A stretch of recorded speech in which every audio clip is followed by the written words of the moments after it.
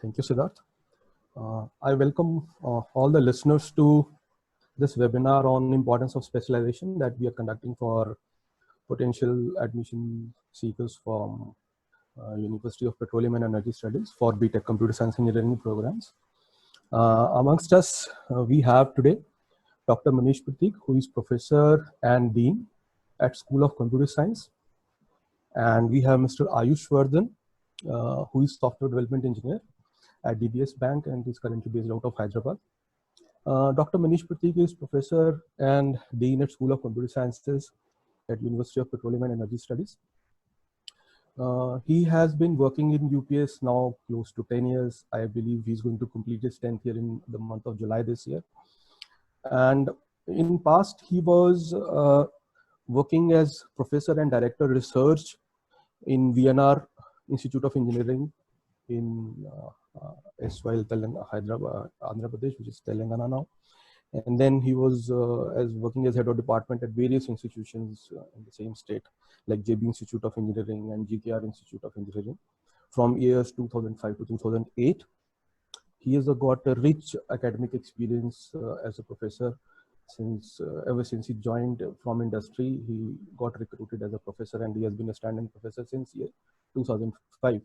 And he's got an excellent research record that speaks for himself. He has performed all his research work in Canada in the area of robotics, and his graduation and post-graduation has been done from Russia, from Cork State University. He has got currently 51 publications to his credit in the areas of robotics, image processing, ad hoc networks, wireless sensor networks, and pattern recognition.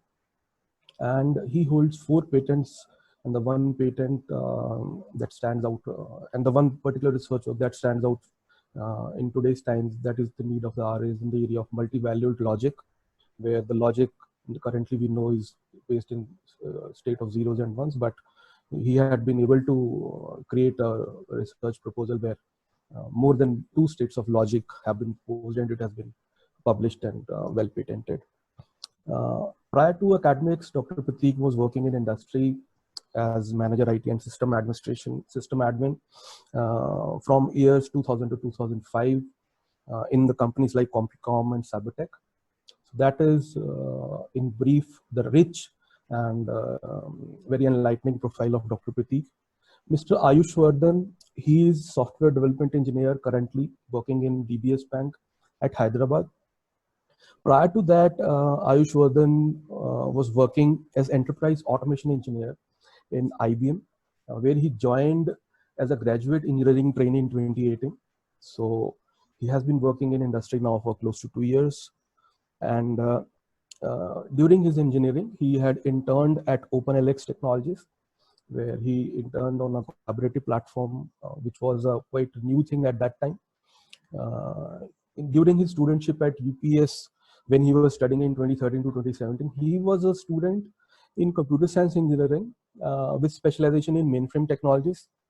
And he had been very active during his studentship days in our university, where he was president of a student chapter called Hypervision.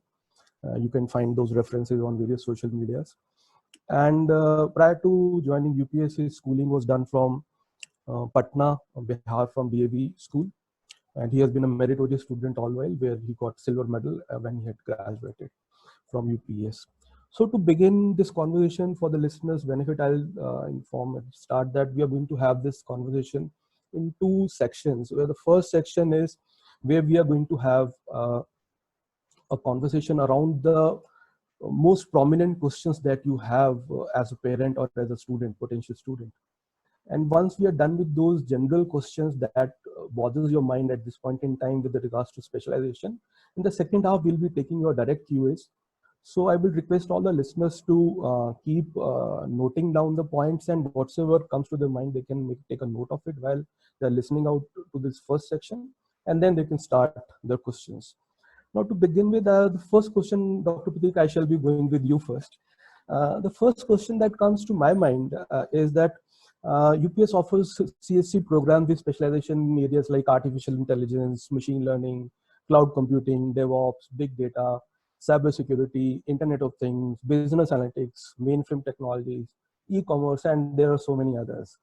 And from 2018 onwards, School of Computer Science has started offering CSC programs with a focus on T-shaped specializations.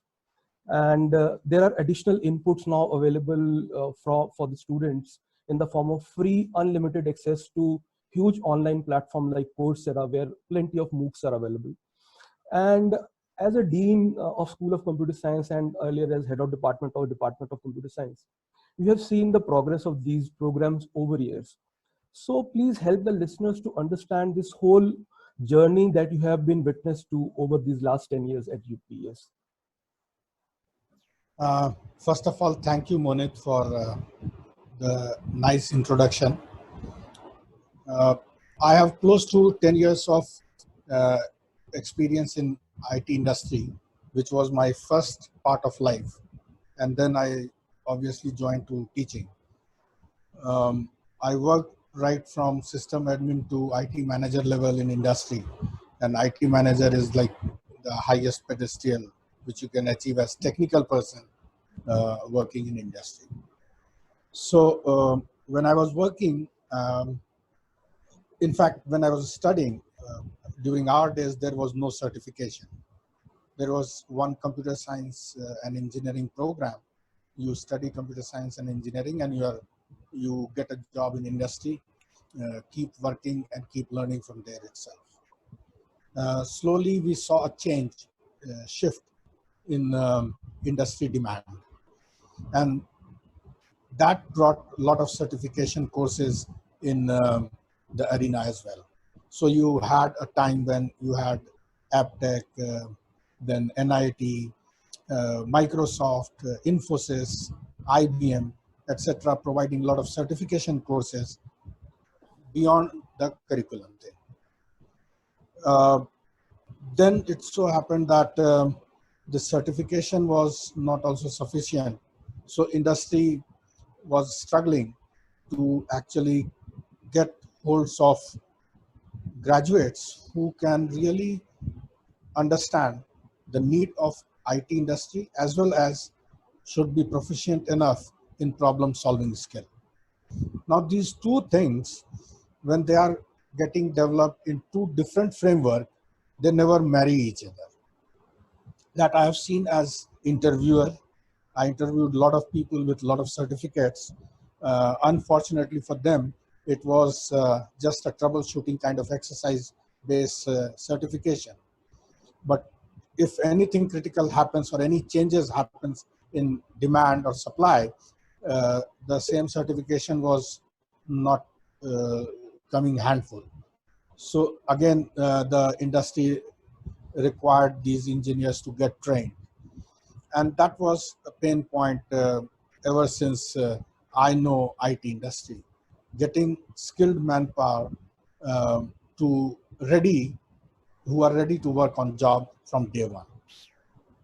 When I joined UPS in 2010, we got into a discussion with IBM. And IBM was again planning the similar kind of model that they will run a certification course in the campus parallelly to the existing curriculum. We had a lot of deliberation and ultimately people from IBM also realized that separate certification and degree courses are not going to solve their issues. The blending is necessary. Why blending is necessary? Because when you are learning engineering, computer engineering or any engineering, you are learning certain core engineering values in your curriculum. Now these core values are only implemented using certain skill set.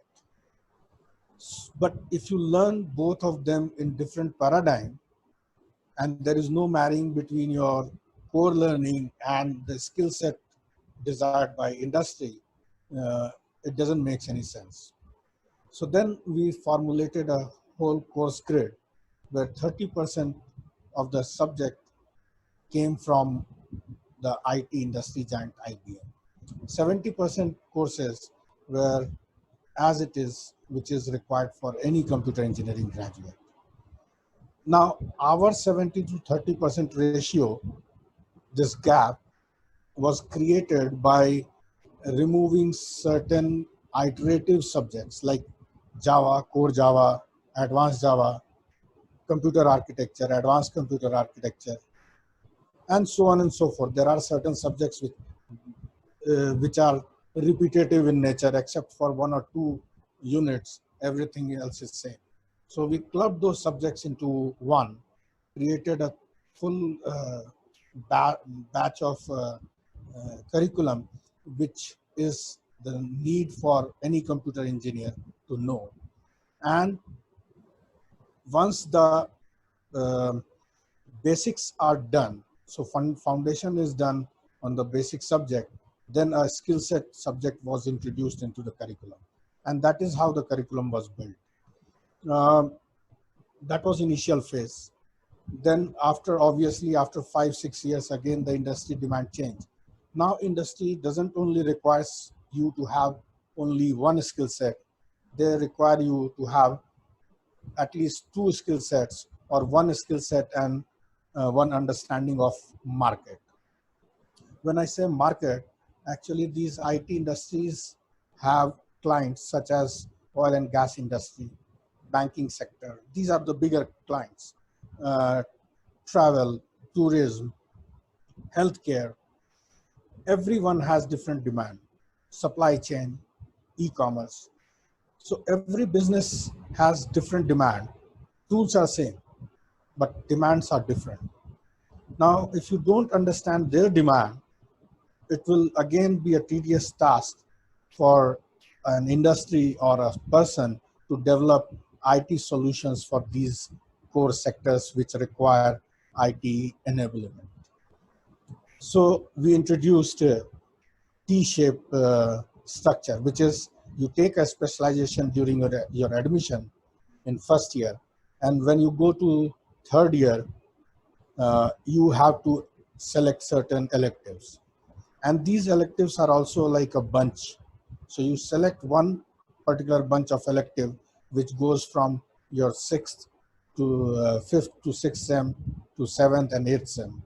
And that constitutes of your T-shaped learning. So suppose a person is doing something in, say, cybersecurity and forensics. Now, alone knowing cybersecurity and forensics may not help that person.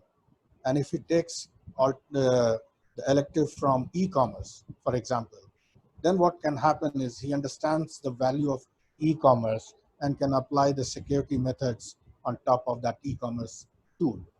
So it creates a complete gamut. So that's how we kept on working on different industry demand and our engineering demand, which is also growing. So that's what I wanted to tell all of you about the course grid and course curriculum of UPS. Thank you, sir. That is a wonderful list down of all the things that you have done over years, and so many students have graduated from this program. They have taken benefit already from the philosophy that you just articulated. Now, going from the same thing, there is another thing that comes to my mind, because I have been interacting with many parents as a faculty from UPS, and I have been interacting with students over years. And there is a lot of confusion always that exists in the potential students when we meet them during various activities pertaining to enrollments or otherwise. The parents and the students, they will often say, sir, we don't have any background in computer science engineering, and we were coming for a computer science engineering program. And now UPS is not only offering us a computer science engineering degree, they are also giving us this offer to go for a specialization on top of it, which I understand we start as early as semester 1. So is this any sort of an impediment in the current skill set that a student is going to have without any prior background of computer science engineering? How the students, in your view, have been able to cope up, and what is your suggestion or your recommendation on this concern of parents as well as students alike? Very nice question, and it is not only true for this generation. I will go back to my era when I had to opt for computer engineering. At that time, there were many other engineering streams available. But then it's all about your love and passion to learn about a particular area. Nobody is knowing mechanical right from standard 10th and 12th. They learn mechanical engineering. Same way they learn chemical engineering. In a similar fashion, they can learn civil engineering or any other engineering discipline. The prerequisite to become a good engineer is only two things. Number one, the subjects which are physics, chemistry, and maths, which is anyway part of curriculum during your 12th standard. And second most important thing is that you need to have a passion to become engineer. Engineering, when we talk about computer engineering today, even today in India, our framework, mind frame, lets us only think about coding. That is where computer engineering for many starts and ends, whereas it is not correct. The computer engineer's job is to create any machine which can do arithmetic and logic. And it can be right from making a processor to IoT, to controller, to robots, to anything. Computation, why it is important? Now, computation is mathematics and logic, as we know. And if you have solid background or you are a keen mathematician, you will definitely, you can do very good in computer engineering especially. Why? Because this is the engineering which makes you learn how to create systems based on your mathematical structures. So you don't require to have a prior knowledge. When you are signing this admission form, actually, you are declaring that you don't know something and you have come here to learn. So need not worry if you have computer programming skills, if you don't have computer programming skills. It's only that you need to have clear idea about your mathematical skills. If that is there, then I don't see any problem in taking up with computer science program. Thank you, sir.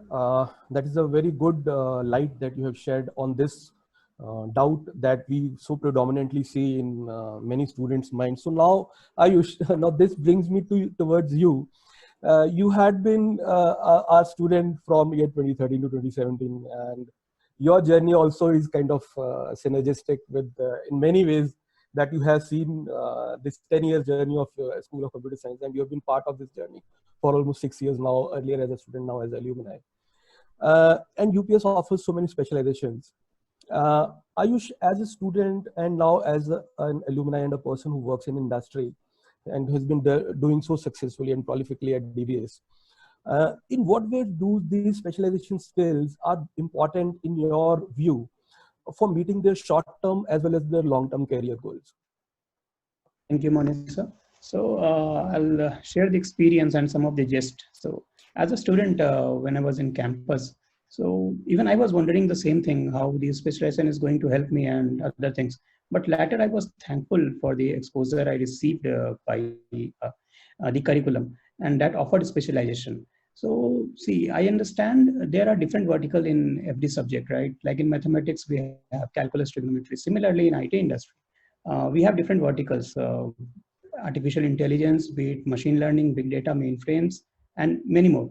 So these are not only buzzwords in market, but actually a lot of things happen behind these buzzwords. So along with strong foundation in basic learning in computers, specialization helped me to get a unique identity at a workplace. And always added an extra star in my profile. While internship at a startup in my second year of undergraduation with help of professors, I understood the dimensions needed to work and match with industry requirements. To level up my skill and match the requirements, these specialized courses helped me a lot, and it offered a great help. So even today, with around 2 years of experience having in industry, I am only one in my team of developers who is specialized in one of the prominent pillar of industry, that is mainframe servers. And that is actually a good part, which I believe. So all this started from 2013, and at that time IBM was there, was a study as industry partner with us. And now I see SCS has involved so much in these many years with new specialized courses, and UPS have joined hands with Microsoft, Oracle, and Xebia. So, sir, how does the faculty deals with these upcoming technologies, and in what way industry supports faculty in delivering the best? Okay, thank you, Ayush.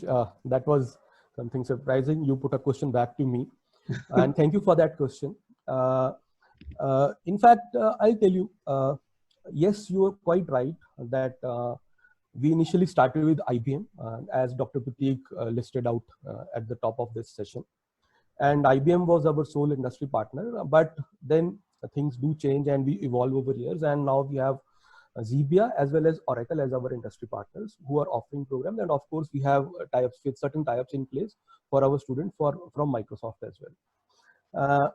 And through Xebia, we are offering programs in the area of big data and DevOps. And with IBM also, we have increased manifold when it comes to specialization, that of late we have started offering specialization in the area of like Internet of Things. And Oracle is our partner where we are offering programs in bachelor's in computer application. And those are 3-year programs for the students who do not wish to take up a 4-year program and they want to close the loop within 3 years. So this is a program meant for that. And over there also we are offering specialization in the area of Internet of Things and banking and financial services. And there are students who are enrolled in that. Now coming to your question that how faculty deals with these upcoming technologies, I'll explain you that all the faculty in School of Computer Science have to undergo something known as Train the Trainer program. Train the Trainer program is what Manish sir had listed at the start, that there are 30% courses which are coming from industry. Now, for example, you were a student of mainframe. So you had a subject called as mainframe operating system skills. Right. So I had been through that training, and I was delivered that training along with many other faculty members who were part of the mainframe team at that point in time. And we were delivering IBM subject matter expert with an experience of almost 10-15 years in the area of mainframe operating systems. He not only delivered a training to us based on the content that they had created. When I say content, means the book as per the approved syllabus. Then they delivered the training, and we went through that training, which was quite a thorough training and a hands-on training where we were given mainframe access during the training, which is a very big thing. You don't normally get to get your hands on mainframe. So once that was done, then we were put to a test. So me and my colleagues put a test. And I have been in UPS now since 9 years. And every semester I am taking a training in one or another subject.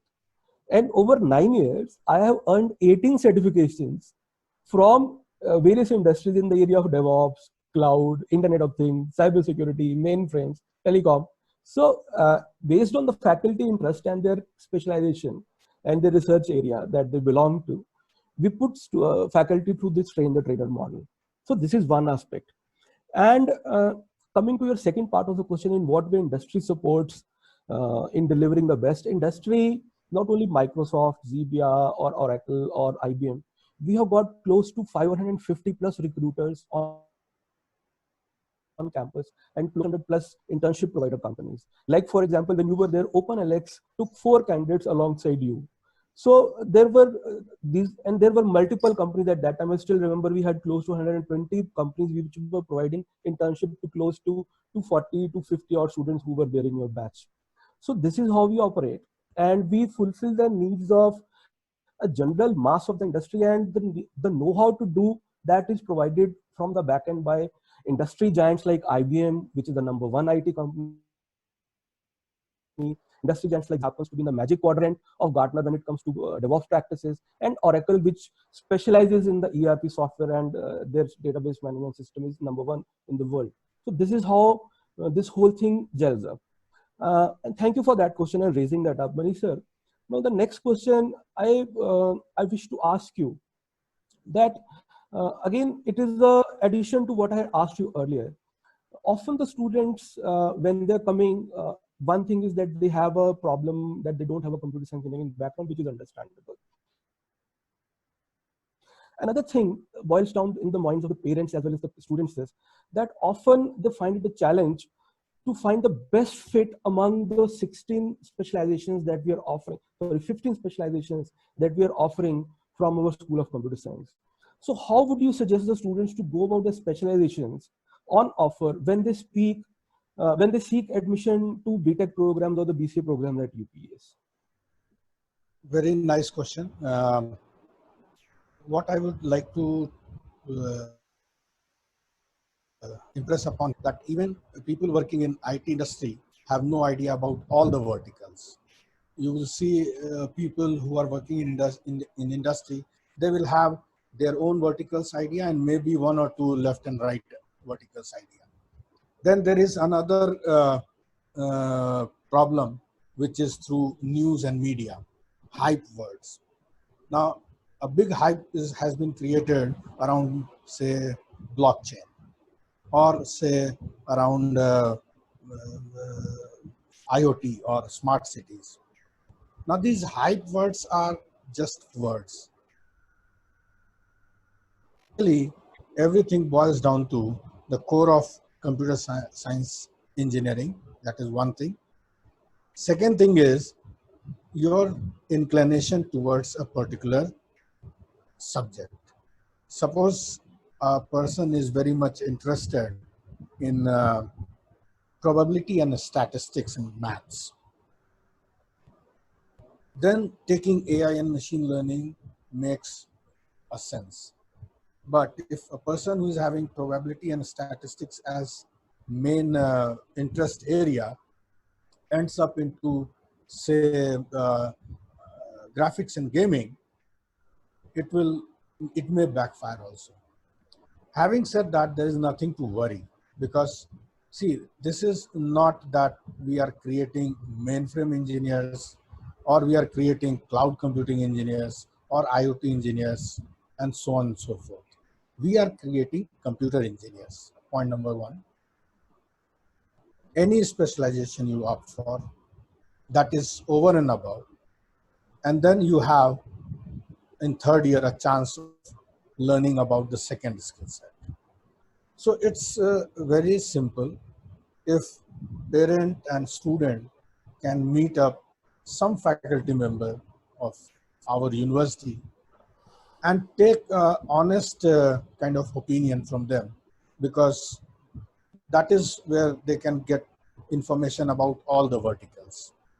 Even industry people or teachers at school, they don't know about all the verticals and everything, all the integrities, everything which is required to happen. Now, there was I hear this thing every 5 years that mainframe is going to die. There will be no mainframe requirement. And I'm listening it for past 30 years. And it is there and it is going really strong. So when Ayush must have taken mainframe, there must have been so much of social pressure on him that mainframe, why you have taken, this is not going to work. So I will let the youngsters know that IBM is the industry which drives complete IT world of this whole kind of world. They are the masters. They derive what is going to happen by 5 years now or 10 years within now. That is their main kind of strength. And when they come up with a particular kind of skill set requirement to be trained, you need to believe in them. That is point number one. Point number two is you can always go to Google Trends, check out that particular area, what is happening in that, what is the trend. For example, you can pick up any specialization or in any of these specializations, 17 or 18 specialization. Even as on date, there are requirement of 50,000 engineers right now, and it is going to grow actually. It's going to grow. At one side, in newspaper, you get a news that there are a lot of lays off. people are getting removed from IT sector, IT jobs. On the other hand, you get a requirement from industry that if you know, suppose DB2, we are ready to hire you. Very right. So it's a balancing act, and no specialization is better or worse. It's all about your interest. You may not know right now your interest, so only guru can tell you. And the right guru is the person who actually knows about the things. So that is one way, two ways. One is check the Google Trends. Second is meet the faculty member from UPS. And then parents, along with parents, because then the decision making becomes much easier. Don't go for call a friend or opinion poll or any other kind of lifeline. This is not KBC, where all these other lifelines will help. Here only opinion from expert will help you. So that is my request to everyone. Thank you, sir. That was a very light-hearted reply, and I guess that relieves pressure of many. That if at all an opinion has to be taken, please take it from an expert from the university that Dr. Prateek has highlighted, and it should not be a crowdsourced decision or a social peer pressure decision. It should be as per your current interest area and where you see yourself in 5 years or 10 years from now. Thank you, sir. So, Ayush, now this thing again brings me back towards you. And since sir just spoke about few things, now due to this COVID situation that we are currently in, as sir spoke about certain layoffs, there is a lot of pressure on many IT engineers as on date with regards to their current job roles. And I was reading the report in Hindustan Times where they claim that 98% IT engineers who are currently working in India, they are not fit to work from home, and they do not know how to work from a remote location. And I still remember distinctly with your internship at OpenLX at that time, where you were not supposed to visit their premises in 2016, if my memory serves me right. So, so it was 4 years ago. You were working on a collaborative platform at that time, if you can recall that. I would request you to share that experience with the listeners. This becomes very, very interesting in the present times, especially with Dr. Prateek's mentioning of layoff and this specialization thing coming into it. And you did an internship on a collaborative platform. So my question to you, my specific question to you is that how do you rate your internship experience of collaborative mode that you went through in your professional life right now, irrespective of the specialization that you possess? Sir, I see we were defined very finely at the university. So I remember the remote projects were much beneficial, and we participated from home itself without any hustle. It was planned, and the organized way helped us to don't get into a trouble. And the platform offered great way to collaborate and deliver the project. I remember we had tasks assigned to the team, and mentors were allotted. On the platform, the collaborative platform, we had relevant resources to learn and upskill ourselves that added benefits in the project completion. Allotted project mentors from campus also helped to fill the gap in understanding the requirement. And that time we had to learn different technologies and tools separately in parallel along with internship projects, which I guess is now being added into the curriculum for students to get prepared at an early stage. Overall, I see a very great learning curve, and it didn't differentiate much with visiting office premises. At the end, we were able to deliver the project with markable learning, and such exposure to work remotely in a collaborative way was a very good experience, and that is helping me a lot today. And I'm serving my project and very happily from my home. I don't see any difficulties. The tools and technologies that I learned at that time helped me to tackle problems while working currently in live projects. So now many things are piled up in Stack, and new skill set is needed to get prepared for dynamic job roles. So Moni sir, one question for you, for me. How is UPS supporting the need of internship and placements? how does matching skills are ensured for students that are required in industry? So, Yes, sir. Go yeah, ahead. Monit, you can correct. Sir, I'll take this and maybe you can add it on this later. I feel keen to answer it since he's asked me, and I have been performing that role quite vociferously also in the campus. And thank you for that surprise question. Actually, Ayush, I'll tell you, while you were in campus, we have continued in the same way. And for the benefit of listeners, I'll tell you, we have got a structured placement coordination team where we have got a very robust career services team that assists our internship ready and placement ready students right from semester third. And we have got a structured plan right now in place where we do a lot of in-house soft skill trainings with these students and lots of aptitude trainings with these students, which are done by industry experts like CoCubes, which is a topmost assessment partner when it comes to recruitment hiring also in various industries. So this is there. And when it happens, then comes the role of faculty, like Ayush mentioned, that how faculty supports. When he asked that what he wants to answer, put across to the listeners is that there is a defined role for faculty called as placement internship coordinator, who works in close coordination with our the corporate relations and career services team, which is, mind you, very, very robust team, which is present across 70, almost 20 different locations across country. And they are constantly in touch with the recruiters, and they are talking to them on day-to-day basis, and they bring a lot of insight from industry that what is going to be the job profile going forward, and we start training on those things also which might not have been touched upon in the curriculum. So that is the way this whole holistic development Ayush works for a student in these days. And so it is the kind of a layered approach where you got a graduate aptitude trainings and the soft skill trainings by our third party vendors like CoCubes, who will be coming and delivering those trainings, in-house faculty, additional trainings for the job profiles on demand, because there might be certainly a varying need which might not be available at present. So there will be a buffer taken for 7 days and we train them, and then students are offered to the recruiters and the internship providers.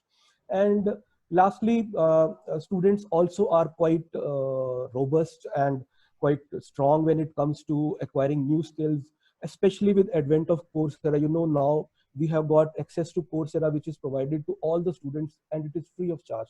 And believe you me, every student has earned 3 to 5 certifications within a short span of time. Like we introduced it in 3 months ago, and within 3 months they were actually able to jettison into 3 to 5 certifications which required a month of learning. So they did along with the regular studies, and that is the whole beauty of thing. So this is something that is a clear differentiator when it comes to, and the moment recruiter looks at those credentials in the profiles of the students, their eyes just lit up that okay, these students are already proved themselves on an international stage. So I guess this answers your question. And Mani sir, would you like to add on this, or shall I put my next question that is coming to my mind? Even the contribution on GitHub, that is growing day by day, and UPS is taking a lead form. And now GitHub is actually in tie-up with UPS. So industry is realizing the potential of students from UPS, and they are comparable with worldwide any graduate students, any kind of class. So that gives me immense pleasure that okay, whatever curriculum we design and whatever pedagogy we decided is actually paying off. Yes, sir, indeed. No second thoughts about it. The velocity at which our students have earned those certifications speaks volumes about the delivery that is happening in the campus. I got no second thought about it. Mani sir, now I'll put next question to you as we are coming almost to the end of this first half of our conversation. Sir, you have such a long experience in industry, and then you joined academics, as you spoke about earlier. And you have seen so many good projects being done by your students across various institutions in country. And now you are here at UPS since last 10 years. How close are the projects that we do at UPS which fulfill the needs of the learning curve. How do we go about the projects, and what is the methodology that you have given to the faculty to be adopted for projects that are carried out in the school? And please help the listeners understand that it is very, very important to know. So, Monit, actually, you will see that in every BTech program, one project is mandatory. And students, they do their project in one day. Once they are in final year, they start doing that project. And they do that project with help of some institute or some industry. At UPS, we have 4 projects in our curriculum, 2 minor and 2 major. So why I have decided to go in this way, because looking at the kind of learning which students are taking away, if that is converted into project, the learning increases multiple fold. Until unless you implement certain things, you don't realize. Otherwise, people keep on asking. I see many funny questions coming in that where is that we use alpha, beta, gamma, and theta? Yes, we use if you are flying on a plane or you are building a bridge, you need all these alpha, beta, gamma, and theta. Yes, common people, they don't require, but engineers, they require all these skill sets. So minor project, essentially minor 1, focuses on very basic thing. That is, a student should know how to write an algorithm, and then how to write code in programming language like C, which is very basic, and it is actually the only requirement by industry while they are hiring a fresher. So they are doing this project in their 5th semester when they are in 3rd year actually, and they have to take up a problem statement, write algorithm for solving that, and write a code in C. Then they go in 6th semester where they take up minor 2, where they have to implement object-oriented concept, apply UML modeling over that, and then create a kind of project out of that. So that gives them a connectivity, whatever they have already learned in their 1st year and 2nd year. Usually what happens, after 1 or 2 semesters, you tend to forget all these things. And then again, you have to work hard to get back to these basics, which is very much required in every aspect of your technical life. Then once they are in 7th semester, they take up major 1 project, where they can take up any challenging project from the industry or from the faculty member, and try to implement that in their respective vertical, whatever they have learned. And major 2 is actually extension of that. So project is actually used as a tool, as a combined lab, if I want to say. Whatever they have learned during those 4 years, that needs to be implemented. So that is about the framework of the project which we do. And it really helps a lot to the students to regain the knowledge which they have earned 2-3 semesters back and may have forgotten because of many reasons. Actually, you will be amazed to know that I can discuss many projects, but one project I would really like to mention here is Project Tiger. The government of India actually announced recently the number of tigers which exist in India. The number was 3,000. Now that number was not, that number didn't come out of counting each and every tiger physically. What happens is the pictures of tigers are captured, and then image processing is applied on top of that, and each individual tigers are identified in that. And that's how the tigers were counted.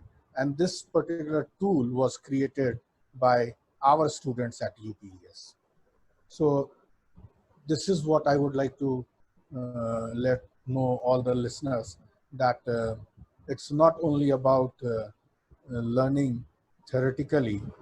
People talk about practical implementation. So yes, for every subject we teach, we have practical implementation. Thank you, sir. That is so inspiring for potential students also to know that Project Tiger, which counted the number of tiger population in India, the software that runs behind it was created by students of UPS, and that is so inspiring to know. Now I'll come to the last question, Ayush, for the first half. You've heard about this great concept for alumni that is called as UConnect. What Right. are your thoughts on that? Please elaborate. So, getting into a college and spending some years at a new place with new friends, it brings a lot of memories. So, everyone remembers their first day in college. After getting graduated, we even wondered how our relationship with our alma mater will persist like this, and how we can still get mentorship and seek further opportunity guidance in career. So, for this, UPS has launched UConnect. It's a unique initiative with its exclusive offerings develop new connections and find new opportunities. It's a broad way ahead. It helps to bridge the gap between alumni and their alma mater. It has such great offering like discount on PG courses, upskilling and reskilling with Coursera, incubation and counseling supports, and many more. So, providing a way to maintain lifelong relationship with between alumni and university. And not only with university, the platform also offers to connect with other alumni friends, batchmates, and seniors, which is an open platform for huge network. Such a wonderful initiative, I believe. So I'll request Monit sir and Manish sir to summarize the conversation and let's address to the listeners. Wow. That was such a nice elaboration, Ayush. So to summarize, I've been given two surprise questions by you, and thank you for those. And the initial understanding that Dr. Prateek gave us, it provides a lot of insight to listeners with regards to how we have evolved over years and how what started as a small effort with 180 students is now we host close to 3,500 students in our school who are pursuing BTech Computer Science Engineering, which speaks volumes. And we got a matching faculty. As on date, we are close to 150 faculty members. So these are certain numbers that naturally puts us in the right perspective. Another thing that comes to my mind as a part of this, as summarizing this conversation, is that a lot of effort goes into preparing students, but at the back end, there is a lot of effort by the faculty. Like I explained you, the train the trainer model and the trainings that we take from industry. Of course, we are performing our research also during that time, and it does not discount in any what way that we are not supposed to do the normal research of that any faculty. We are still doing industry projects and other things. And another thing that comes to my mind to summarize this piece of conversation is that yes, specialization is the need of the hour, especially with these kind of VUCA that happens around us, where there is a lot of volatility in the market and there is a lot of challenge when it comes to skill sets that potentially students need to have. So to rather than to begin with the plain computer science engineering degree, it is always good to be with the specialization coming out with a specialization in the job market in your early days and for the long career ahead that you have after you graduate, because anyhow a professional's career is around 30 to 35 years. So definitely specialization is the key, and this is how UPS ensures that specialization is delivered properly to the students, and the society and industry are benefited out of it. Over to you, Manish sir. How would you like to summarize this whole conversation and your views on all the discussion that have happened? And maybe we might have missed something important. So actually, I don't think that you have missed anything, except for we talked about the faculty training by industry expert. We talked about internship for the students. I think we missed upon one point, which is industry people coming and delivering the lectures in the classroom, not on the course curriculum model, but what is actually happening as on date. So if a student has joined our university, suppose you are joining in 2020, by 2021, suppose certain things have changed in industry. Now curriculum is fixed for 4 years. You cannot change that for the current batch. But then we have that opportunity to bring in industry expert, which is also a credited course, and learn the new trends which is changing in industry from right from the implementer themselves. So a lot of industry interaction keeps on happening with student and the industry expert. So what it gives actually is ultimately these students are going to be placed in one of these industry only. And if a technical person has been looking at that student right from his first year to final year, definitely when that student is selected in the industry, he gets a fast track career growth, because he is known to the person who is actually going to put up in a job. That has happened with many students actually, who passed out from here and they joined, and the mentors actually gave them right jobs on the right skill set. Faculty members, they are not only learning and getting certification, they're also doing research. So what is happening is actually these faculty members have now suppose someone has done all the certifications of mainframe. I'm taking mainframe example only because Ayush is here, uh, because he can then understand what I'm trying to say. If you see in industry, there are people who may be very much expert in mainframe administration, but they don't know about anything about mainframe databases. There may be a database expert who doesn't know anything about mainframe provisioning or virtualization, um, or mainframe application development. Similarly, it happens with mainframe application developer also. So they don't know what is other part doing. Whereas if you see our curriculum, our students, they learn all the three aspects. Right. To teach them, the same teacher has to also learn all the three aspects. And if a person, a faculty member, wants to do certain research in virtualization, he has already certain hardcore skill set in his hand, which he can now apply in the research. So we don't only do those fundamental research, we take every fundamental research to conclusion as well. So, and that again comes back into teaching. So students gain out of that. So this is like a vicious cycle. It's not that the cycle, this is a half cycle where it starts with first year and final year curriculum. That's it. No, it keeps on moving. Needle keeps on moving. And now soon you will see a lot of course material coming out of faculty members from UPS, which industry will be actually vetting and certifying. So that is the kind of uh, ecosystem which has been designed. One more point which you missed is, like in Three Idiots movie, it was rightly said, you don't require a formal permission to learn. For learning, you can learn from anywhere. That is there. At UPS, all the 17 skill sets are there. You opt for one specialization, but then other 16s are also open for you. You can work along with your peers, your friends from different verticals, and keep on increasing your sets as many skill sets as you wish. So these two things actually adds on to the value of the whole coursework.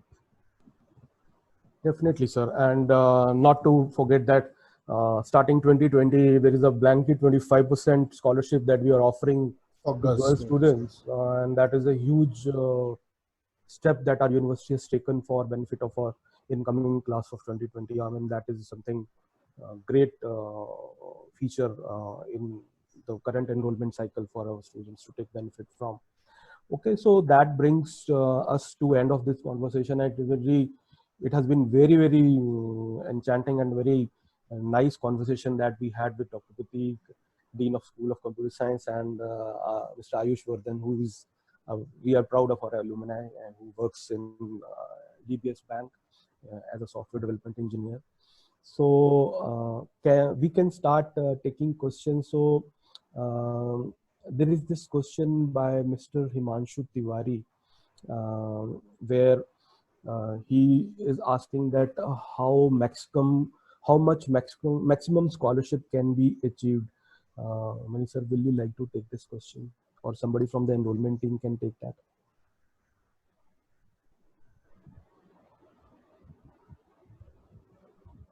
Kshitiz has asked, I am a 12th pass and want to pursue BCA, but don't have mathematics. Is it possible for me? Yes, Kshitiz, it is possible for you to join BCA, but a little knowledge of maths would be good to begin with. There is another question, I guess. Yes, Binay Pal. Mr. Binay Pal, he has asked the question that what are various specializations under software development? Mr. Binay, if I understand from the question that you have raised, that you want to understand that which are the programs that potentially provide career options under the software development engineer roles. Ayush, would you like to take that you are yourself are a software development engineer right now?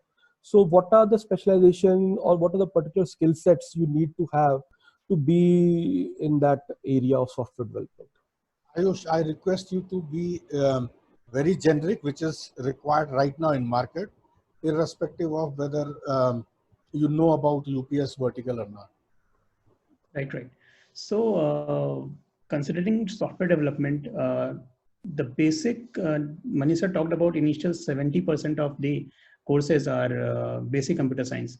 So the learning of basic computer science itself makes you enough capable for software development. The other verticals like specializations are addition to the basic learning which you will have. So if you are considering any specialization, I will not take the name ABC, consider it. So you will have computer science plus A, computer science plus B, or computer science plus C. So ABC will be the attribute which you will add in your software, or you can add in your software to make your profile better or to make yourself unique out in the market. But software development, if you ask specifically, then any specialization will help you to make a software developer. That is enough. So I believe I answered the question well. Yes, I would just like to add to this concern of the audience over here, that how we go about the software development. So please try to understand these are computer science engineering programs, and all the IT companies at the end of the day, they would require a software developer of one kind. Like Dr. Prateek in his initial talks, he discussed that if you're particularly good in probability, stats, aspect of mathematics, so maybe artificial intelligence, business analytics, big data, these are the programs that suit your current interest area, and you can definitely go for those.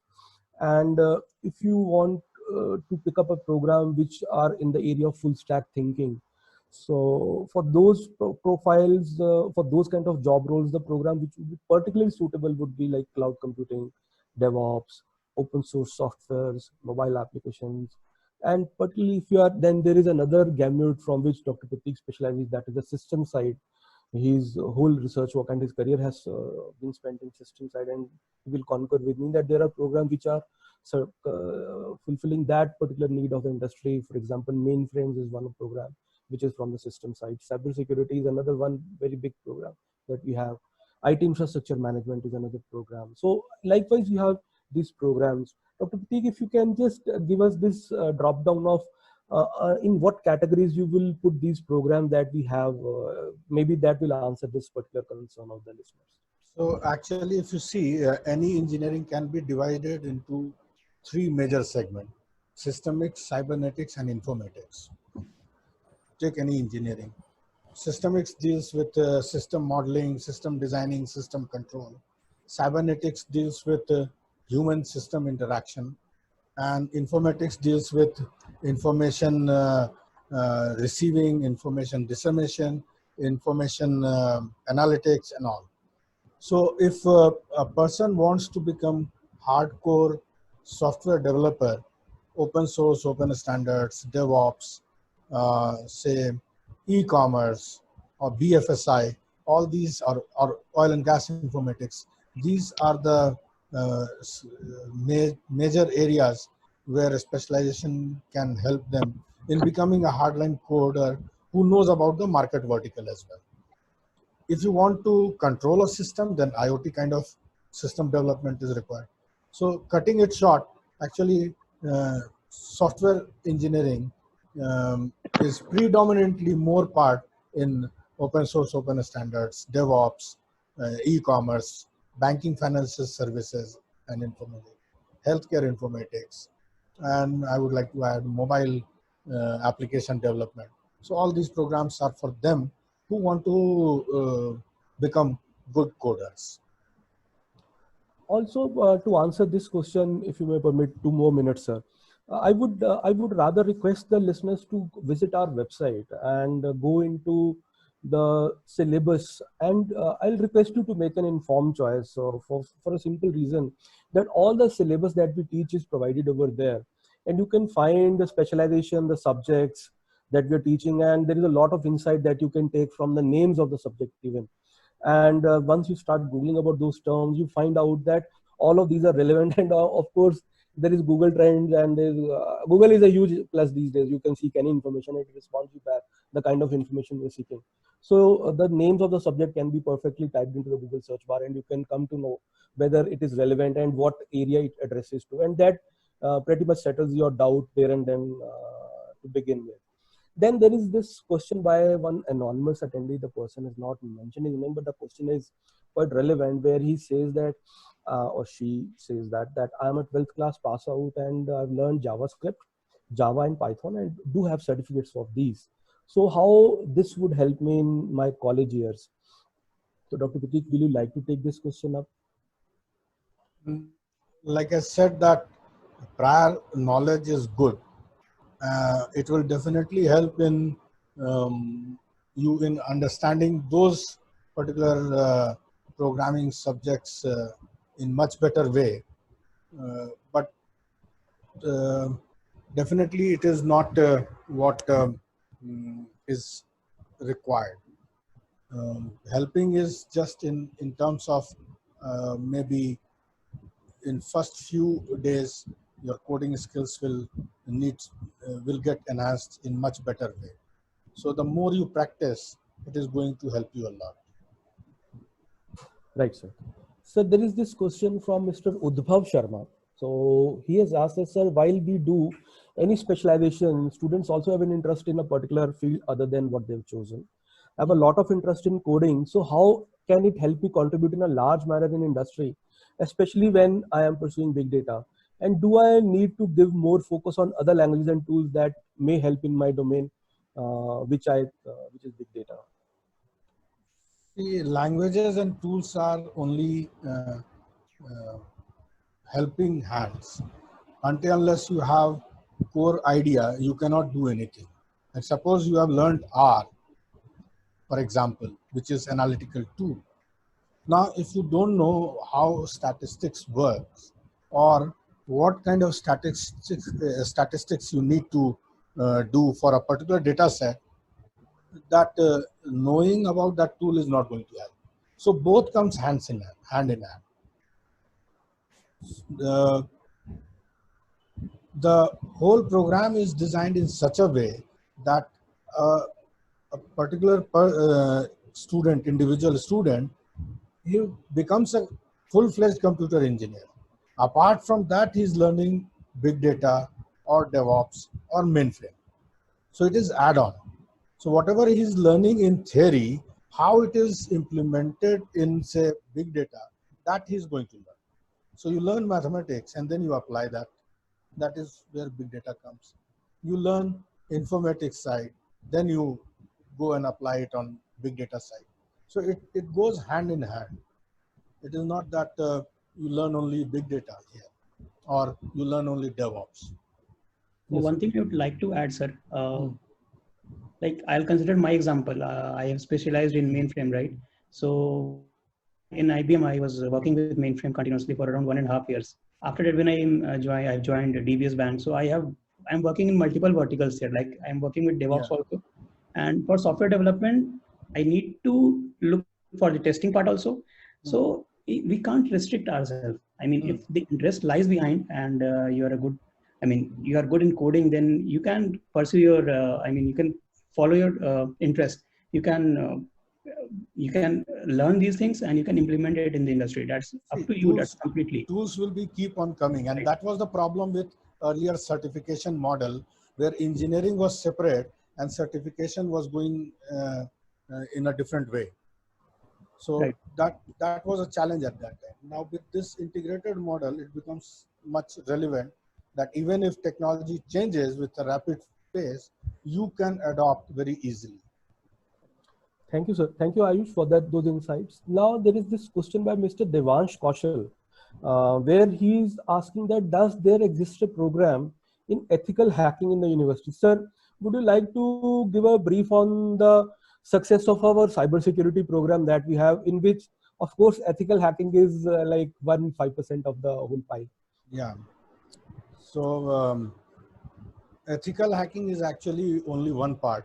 You need to know, first of all, what is network, how packets data is sent, how system is communicating, and then you apply certain algorithms and tools and all on that. We have a program in cybersecurity and forensics. This program is actually teaching you two major things. One is how to secure your IT infrastructure, that comes as cybersecurity part. Another one is forensics. If suppose something happened, then how to find out what happened and who was behind that. So these two things are clubbed together in this program, and the student and faculties, they are involved in a lot of high standard project. All the students are certified by CES certification society, which is Ethical Hackers Society, and actually they are after us to make this as part of curriculum, but we know that our curriculum is rich enough. We don't go only for one tool or one area based certification, because again then we are going back to the original problem where certification runs separately and the courses run separate. Thank you, sir. And to add to this thought, I would tell you one very important piece of information. You know, UPS happens to be the first university to offer cybersecurity program at an undergraduate level in Asia. So we got a huge heads up over there. And once we started offering, prior to that, it was being offered in as a Master's specialization at a master's level. I still remember we were searching for the syllabus and we went to multiple universities and we were discussing with various industry partners to take a reference from, and nowhere we found that. And there is a lot of this buzz regarding this artificial intelligence that IIIT Hyderabad started it. Ayush, you know, UPS happens to be the first university to offer artificial intelligence at an undergraduate level. Also, we were the first in India. IIIT comes afterwards.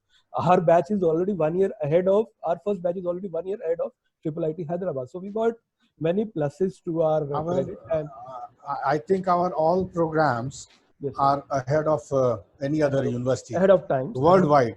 Yes, sir. There is no university which is offering it. Yes, sir. And that excites me any to specialization you take. Yes, sir. And that excites me to tell that cloud computing we are teaching since 2011, and the term was coined in 2010. So we were teaching it right there and then when the term became a buzzword in the market. Yes. And we are the only university right now worldwide to offer a BTech computer science engineering program in DevOps. And the closest that comes to near to us is DevOps Institute, which is based in US. So and they don't offer a full-fledged 4 years graduation program, which guarantees a secure growth ladder in the industry. And all our syllabus is DASA compliant. So that is a huge plus again. Okay, there was this particular question regarding Mr. Just give me a minute, I'll scroll through it. Mr. Venkatesh Jayaraman. It's a very pertinent question where he is asking, is it necessary to pursue computer science as major to learn specializations, or can it be learned side by side by taking other branches of engineering? Sir, would you like to take that? Okay. See, go for the discipline which you love. But one thing everyone has to remember, today engineering has changed. Every engineer, not only engineer, even doctors, they have to deal with computers. So computer is not going to leave. When IBM made the first computer, Dr. Watson declared that 5 computers will be more than sufficient for whole world. He was correct. Today, every household has 5 computing devices. So computers, even for mechanical engineer, they don't go in workshop and now do welding and everything. They do computational programming, and the manufacturing is done by robots. So you have to learn computational skill set. Um, be it you become engineer, you become banker, you become entrepreneur, you become businessman, computers is going to touch you. Yes. So there is this question by Mr. Rahik Majid. So he is asking this question, which we have partly answered also. Sir, I would like you to take this further. If someone is good with mathematics and would like to opt CSC specialization in AI and ML, is the student on the right path? And what is the job scope in India that we are looking at? Okay. So correct path, number one, there's nothing wrong in it. Mathematics is love. AI is not only AI, the whole computer is out of mathematics only. And especially AI requires a lot of mathematical uh, brain. Having said that, now we talk about the future of AI. So actually, if you see, within say 5 years time, I have seen industry changing from working in the office on the desk to work remotely from somewhere. And the next change is going to happen is automation. Every industry is going to work on automation, right from healthcare to banking to retailing to tourism. Everything is going to be automated. And it cannot happen without a solid AI-based tools which run as backbone. So AI has a good future, and definitely industry requires a lot of skill set in that. And not only industry, even in research. I have been working in AI since 1996, and still it is there. So you can just imagine it is not going to go away. It is just growing. Yes, sir. Sir, we got a question from Mr. Kshitij. So he's asking, what is the future for game development and mobile app development? Mhm. So actually, game development is not only about the games which we play. That is one part. That is entertainment business, and till entertainment business is there, gamification will be there. There are a lot of real life problems which are solved using gamification. And for example, airport. If you take an airport, how the crowd is managed, that is done using gamification. First, a computational model is developed. The whole computer gives the optimum solution that, okay, if you have this much of crowd, how will you manage that? What will be the best time for one person from entering the gate to boarding the plane, and so on and so forth. And once that computational model is giving appropriate result, then it is actually implemented in real life. So it has a lot of scope. Um, so gaming is doesn't only means the making of game. That is there. That is $1 billion already, billion and $1 trillion industry. This gamification is also a separate area which requires a lot of um, analytical skill. Second one was of mobile uh, application development. So as we are seeing, the computer has changed from 12,000 square feet worth machine to a 12-inch palm top. And it is going to further go down. We are talking about nanobots and everything. And as the size is decreasing, computation demand has also keeps on changing. And to fulfill that requirement, you require a different set of programming, skill set of programming, skill that is being taught in mobile application development. So both of these areas have a lot of potential.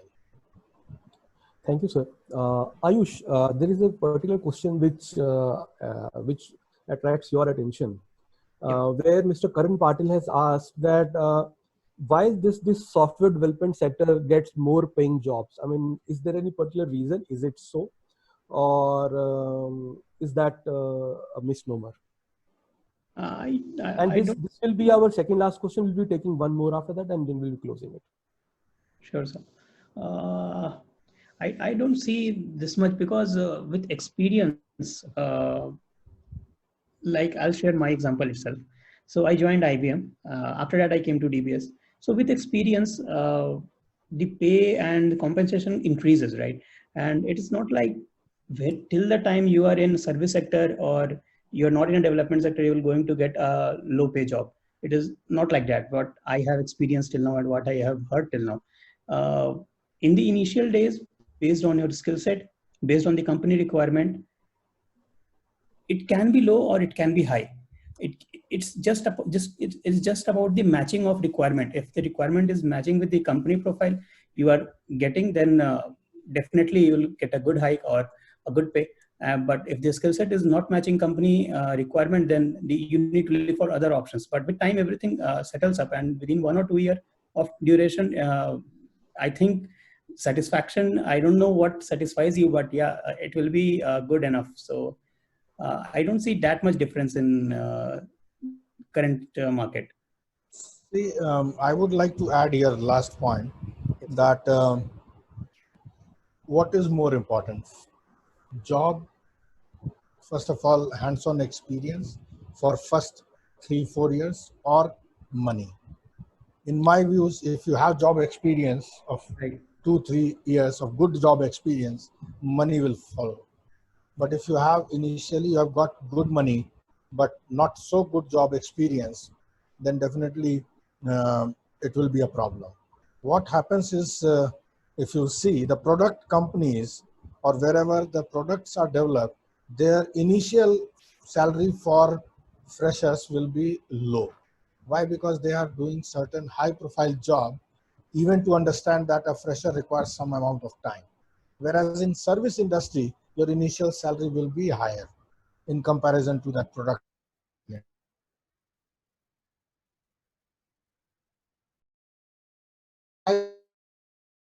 Time will have exponential growth in his career in terms of not only salary, in terms of his own career growth path and everything. Whereas service sector side, the salary grows arithmetically. So it's not geometrically, it's arithmetically. So it all depends that what is your initial choice. In my views, I have opted for the same thing. You will first start working, give the number one priority to job satisfaction, not even to the logo of the company. That was my own take. And work wherever you are given worthful work. And that's how I want the people to grow. Last question. Sorry to interrupt, sir. I guess we have answered that. In fact, I would like to take this question, which is from Mr. Ravi Gulati. That is, if a student completes BTech CS with any specialization, will it restrict him in getting a job in that specialization from the employer's point of view? Mr. Gulati, I'll just like to inform you that it is a 70 plus 30% mix. 70% core is same across all 15 BTech programs that we are offering from computer science school. So when you land up into a school in any of the BTech computer science engineering programs, 70% syllabus is going to be the same. And 30% is the part which is being covered in the specialization. And this specialization enables the student to onboard the job in a much, much better manner, for the simple reason that the students that they come out of this program, they are equivalent to a person who has got 2 to 3 years of work experience as a domain expert. So this is very important for all listeners to understand that when the students graduate, and if provided they have studied well and they have done their drills nicely when they were in the college, like Ayush had done, there is an example sitting in front of you, then this specialization becomes a additional thing for you. and you tend to grow much faster, so much so that our students, they have started working on client side during their internships. So that speaks volumes about our success in past years. And I hope it settles your doubt that specialization is not restrictive. It is an extension of you being a good computer science engineer who knows about two other skill sets which might be very useful for short-term as well as long-term career progress. Thank you. So with that, we are in the last minute of this webinar. So I would request our enrollment teams to keep the track of this question, and we can definitely go to them directly via an email or any other mode that you would like to. And thank you, Dr. Prateek. You have been very kind enough, and thank you for your time. For the listeners that you have spent so much, and you have really enlightened everyone with your long experience and long standing in the area of industry as well as academics. And Ayush, once again, thank you. Thank you so much for taking out time of your busy schedule. I understand during this COVID times, you are doing almost a release every day. So, and that too sitting at home. So that makes it a little difficult for you doing that, but still you could manage that out of your professional time. And we really value your presence over here. And thank you to enrollment team as well as for arranging this webinar for our students. So with that, I would like to close the webinar, and thank you very much. Thank you and stay safe. Thank you. Stay safe. Yeah, thank you. Stay safe, sir. That is the most important thing. So Siddharth, I would request you to close the webinar.